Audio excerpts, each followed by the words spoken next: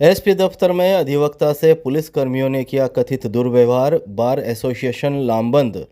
Churu SP दफ्तर में मंगलवार को एक अधिवक्ता के साथ कथित दुर्व्यवहार का मामला सामने आने के बाद अधिवक्ताओं में रोष व्याप्त हो गया। आरोप है कि एसपी कार्यालय के स्वागत कक्ष में मौजूद पुलिसकर्मियों ने एडवोकेट अभिषेक पूनिया के साथ अभद्र व्यवहार किया और उनके खिलाफ मुकदमा दर्ज करने तक की धमकी भी दी। इसके बाद बार एसोसिएशन अध्यक्ष महेश प्रताप सिंह राठौड़ की अगुवाई में अधिवक्ताओं ने एसपी जय यादव को ज्ञापन देकर कार्यवाही की मांग की। बार कौंसिल अध्यक्ष महेश प्रताप सिंह राठौड़ ने दोपहर 2 बजे करीब बताया कि एडवोकेट अभिषेक पूनिया किसी परिवादी की सुरक्षा को लेकर एसपी कार्यालय पहुंचे थे। इसी दौरान स्वागत कक्ष में मौजूद पुलिसकर्मियों ने उनके साथ दुर्व्यवहार किया। अधिवक्ता का आरोप है कि पुलिसकर्मियों ने न केवल असम्मानजनक भाषा का प्रयोग किया बल्कि उन्हें झूठे मुकदमे में फंसाने की धमकी भी दी। घटना की जानकारी मिलते ही जिला बार एसोसिएशन के अधिवक्ता एकजुट हो गए।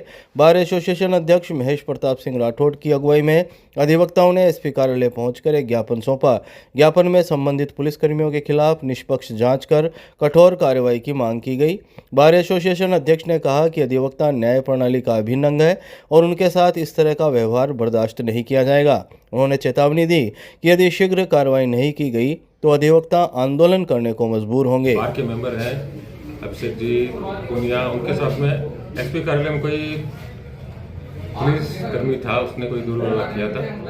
उसके संबंध में मेरे को संज्ञान हुआ तो मैं बार के अधिवक्ताओं के साथ में एसपी साहब से मिला था और उसके संबंध में उस पुलिसकर्मी के खिलाफ कार्रवाई करने के लिए एसपी साहब के पास में गए थे आज, और 2 दिन का समय दिया है उस पुलिसकर्मी के खिलाफ आवश्यक कार्रवाई करें, वरना 2 दिन के बाद में हमको जिला अभिभाषक संघ जो है आंदोलन रत रहेगा।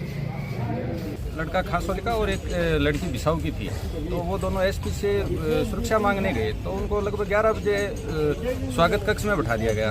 तो लगभग 2 बजे मैंने पूछा कि आपने अभी तक नहीं तो कोई सुरक्षा के लिए इनका कोई, जबकि उनके लड़की के घर वाले आ रहे थे, उसको डरा रहे धमका रहे थे। तो मैंने पुलिस वालों को कहा कि आप ऐसे व्यक्तिगत मत लो। इस बात का विरोध करने पर उन्होंने कहा कि ठीक है, हम वकील के ऊपर कार्रवाई कर देंगे, आप पे मुकदमा कर देंगे और कर देंगे। इस बात के लिए उन्होंने मुझे धमकाना शुरू कर दिया कि हम आप पे झूठा मुकदमा कर देंगे। तो मैंने अपने अध्यक्ष महोदय को आके इस बात से अवगत कराया और हम एसपी साहब से मिले। एसपी साहब ने 3 दिन में उचित कार्रवाई के लिए हमें आश्वस्त किया है। एसपी ऑफिस में किसी परिवादी के साथ गया था, वहाँ पे पुलिस वालों ने मेरे साथ गलत व्यवहार किया, गलत अशोभनीय घटना करी थी।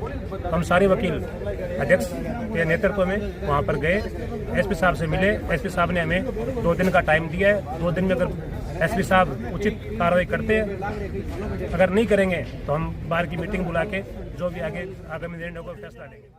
सैनिक बस्ती में कार ने बाइक को मारी टक्कर, हादसे में बाइक सवार हुआ चोटिल।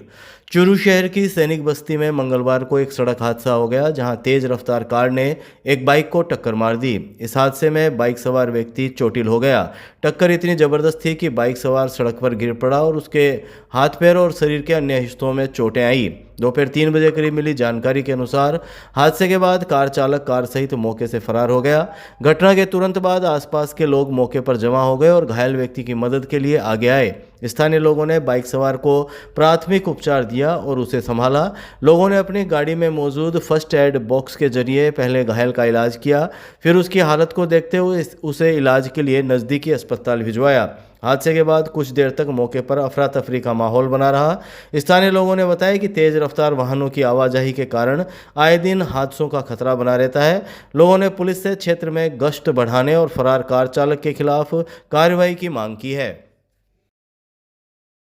कोतवाली थाना क्षेत्र से 15 साल 6 महीने की नाबालिग लापता, परिजनों ने एसपी से लगाई गुहार। चूरू शहर के कोतवाली थाना क्षेत्र की एक कच्ची बस्ती से 15 साल 6 महीने की नाबालिग लड़की के लापता होने का मामला सामने आया है। महिला थाना में मुकदमा दर्ज नहीं होने पर मंगलवार को नाबालिग के परिजन एसपी दफ्तर पहुंचे और कार्यवाही की मांग की। नाबालिग के पिता ने शाम करीब 7 बजे जानकारी देते हुए बताया कि वे कोतवाली थाना क्षेत्र की एक कच्ची बस्ती में रहते हैं। उनकी 15 साल 6 महीने की बेटी बीती रात करीब 3 बजे घर से अचानक लापता हो गई। सुबह उठने पर परिजनों को घटना की जानकारी हुई। उन्होंने बताया कि घर में रखे करीब 50,000 रुपये नगद भी गायब मिले। परिजनों ने आशंका जताई कि उनकी नाबालिग बेटी को किसी अज्ञात व्यक्ति द्वारा बहला फुसलाकर या अपहरण कर ले जाया गया है। घटना के बाद परिजनों ने रिश्तेदारी और परिचितों में लड़की की तलाश की, लेकिन उसका कहीं कोई सुराग नहीं मिला। पीड़ित परिवार का आरोप है कि जब वे इस संबंध में महिला थाना पहुंचे तो पुलिस ने उनकी रिपोर्ट दर्ज नहीं की और कोई कार्रवाई नहीं की गई। इससे परेशान होकर वे एसपी दफ्तर पहुंचे और नाबालिग की तलाश कर कार्रवाई की मांग की।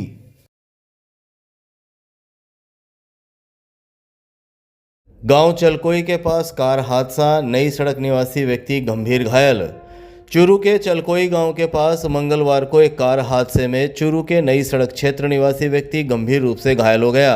रात 10 बजे करीब मिली जानकारी के अनुसार नई सड़क निवासी अमित कुमार कार में तारानगर से चूरू की ओर आ रहा था। इसी दौरान चलकोई के पास उसकी कार पलट गई।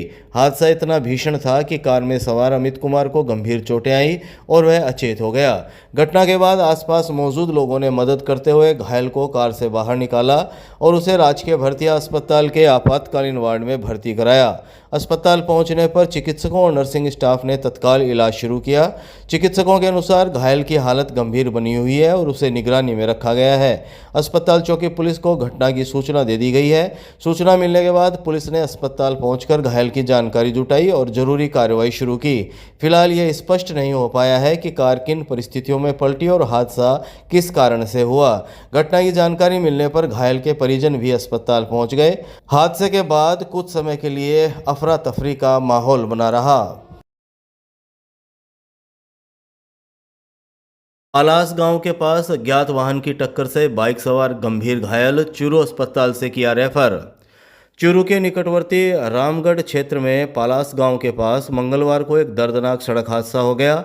रुकनसर गांव निवासी 30 वर्षीय रघुवीर, जो बाइक से रामगढ़ से पालास की ओर जा रहा था, को अज्ञात वाहन ने टक्कर मार दी। हादसे में रघुवीर गंभीर रूप से घायल हो गया। टक्कर इतनी जबरदस्त थी कि रघुवीर सड़क पर गिर पड़ा और उसके सिर में गंभीर चोटें आई। आसपास मौजूद लोगों ने तुरंत उसे रामगढ़ के सरकारी अस्पताल पहुंचाया। वहां प्राथमिक उपचार के बाद उसकी हालत नाजुक देखते हुए 108 एम्बुलेंस की सहायता से चूरू के राजकीय भर्तिया अस्पताल के इमरजेंसी वार्ड में रेफर किया गया। भर्तिया अस्पताल में चिकित्सकों ने घायल का प्राथमिक उपचार किया, लेकिन सिर में गंभीर चोट होने के कारण उसे हायर सेंटर रेफर कर दिया गया।